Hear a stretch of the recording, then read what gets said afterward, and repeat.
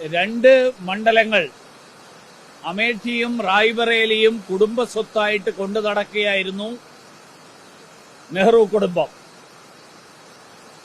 അതിന്റെ കൂടെ വയനാട് കൂടി കുടുംബ സ്വത്താക്കാനുള്ള തീരുമാനത്തിന്റെ ഭാഗമാണോ രാഹുൽ ഗാന്ധിക്ക് പകരം പ്രിയങ്ക ഗാന്ധി എന്നുള്ള തീരുമാനമെടുത്തതിലൂടെ കോൺഗ്രസ് പറയാൻ ആഗ്രഹിക്കുന്നത്?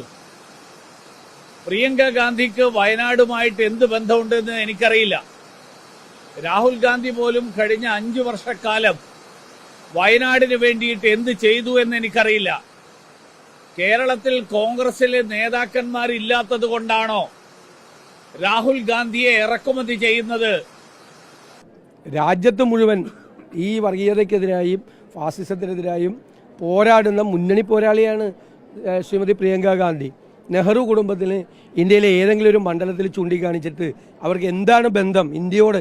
ഇന്ത്യയുടെ ഹൃദയത്തിൽ അഴിഞ്ഞുകയറുന്ന ബന്ധമാണ് ആ ബന്ധമുള്ളത്. ഇദ്ദേഹം എവിടെ നിന്നാണ് രാജ്യസഭയിലായത്? ആ സംസ്ഥാനമായിട്ട് എന്തൊരു ബന്ധമായിരുന്നെന്നറിയോ? രാജ്യസഭാ മെമ്പറായപ്പേ ഇതൊക്കെ പറയുമ്പോൾ ഈ ഒരു വിരൽ നമ്മുടെ നേരെ ചൂണ്ടുമ്പോൾ ബാക്കിയുള്ള വിരലെല്ലാം സ്വന്തം നെഞ്ചത്തോട്ടാണ് ചൂണ്ടുന്നത്. കേരളത്തിൽ നിന്ന് ജയിച്ചിട്ടല്ലല്ലോ കേന്ദ്രമന്ത്രിയായത്, ഏതോ സംസ്ഥാനത്ത് പോയിട്ട് MP ആയിട്ടല്ലേ. ആ സംസ്ഥാനമായിട്ട് അദ്ദേഹത്തിന് എന്ത് ബന്ധമാണ് ഉണ്ടായിരുന്നത്?